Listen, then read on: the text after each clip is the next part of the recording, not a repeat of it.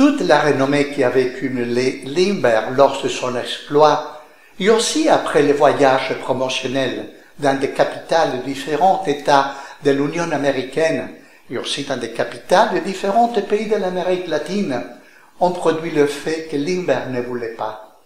Il n'avait plus de vie privée. Avec son épouse, il s'achetait une propriété dans l'État de New York avec le désir de s'éloigner des projecteurs.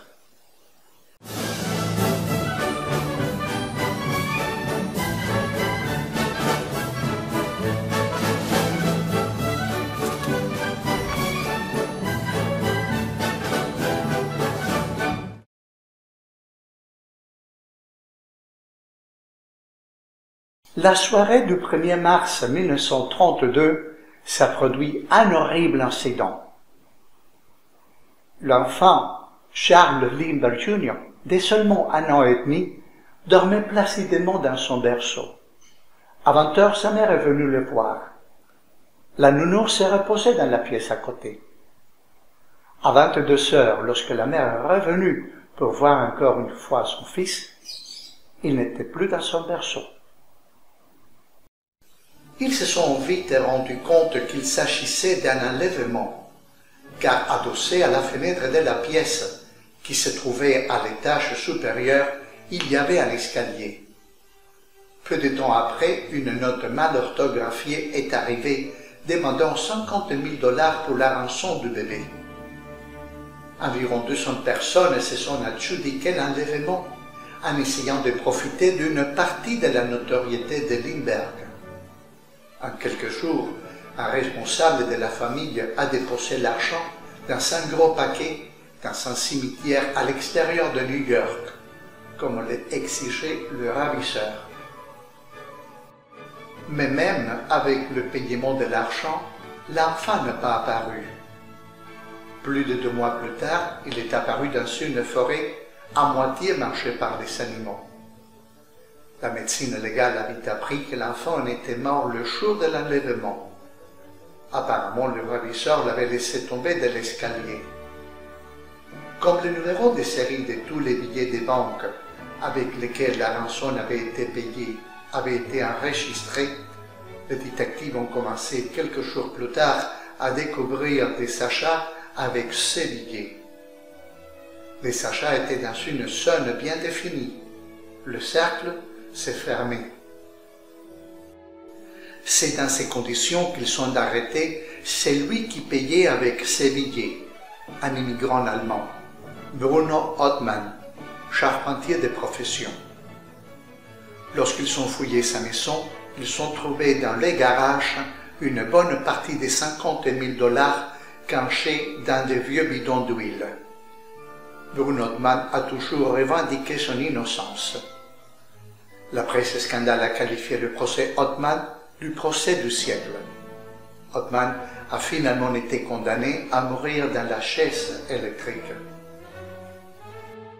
Cette affaire était si notoire que c'est après l'enlèvement du petit Charles qu'aux États-Unis, l'enlèvement des enfants est considéré comme un délit fédéral et qu'il peut conduire à la peine maximale.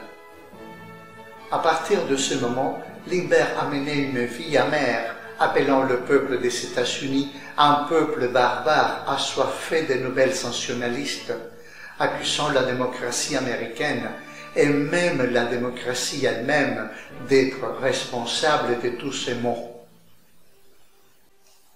Afin d'éviter l'harcèlement de la presse, lui et sa jeune famille sont allés vivre à la périphérie de Londres. Là, il a été chargé par le gouvernement nord-américain de visiter l'Allemagne pour évaluer l'état de l'aviation de ce pays.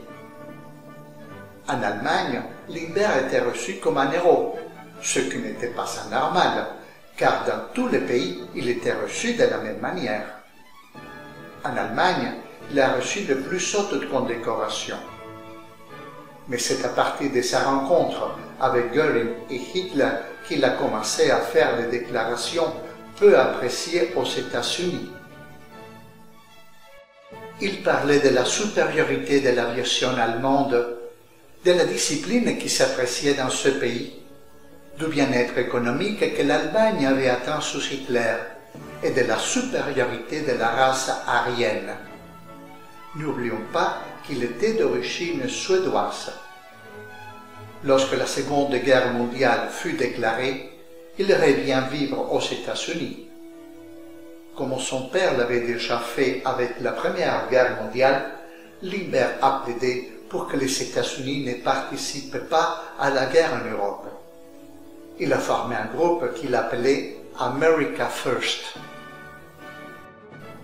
Tout s'est essoufflé lorsque dans un discours qu'il a prononcé à Los Angeles en juin 1941, il a directement accusé les Britanniques, les Juifs et l'administration Roosevelt d'être les responsables d'amener les États-Unis dans la confrontation mondiale. À partir de ce moment, la presse, qui avait été si généreuse, a commencé à le qualifier d'antisémite et de hitlérien. Quelques mois plus tard, les États-Unis ont été attaqués à Pearl Harbor par le Japon, un allié de l'Allemagne nazie. L'association America First s'effondre comme un château de cartes, et comme il y avait déjà une réputation pro-nazie, Roosevelt a personnellement veillé à ce qu'il soit affecté à des emplois mineurs dans l'armée, de peur qu'il travaille comme espion. Cependant, dans la guerre du Pacifique que les États-Unis mena contre le Japon impérial, il regagne progressivement la confiance de ses supérieurs et participe à plusieurs reprises à des bombardements contre les Japonais. Inutile de dire que son implication dans la guerre dans le Pacifique a restauré son image. À la fin de la guerre, il est nommé brigadier général et divers postes lui sont proposés, mais il décide toujours de rester conseiller civil. Il a également eu des activités avec la nouvellement créée OTAN, ce qui l'a conduit à effectuer plusieurs voyages de longue durée en Europe. De son côté, sa femme, Anne Monroe, est restée seule aux États-Unis et n'a jamais su que Lindbergh avait 3 autres familles en Europe. Il avait eu des enfants avec sa secrétaire. Il avait eu des enfants avec une amie de sa secrétaire. Et il a eu des enfants avec la sœur de l'ami de sa secrétaire.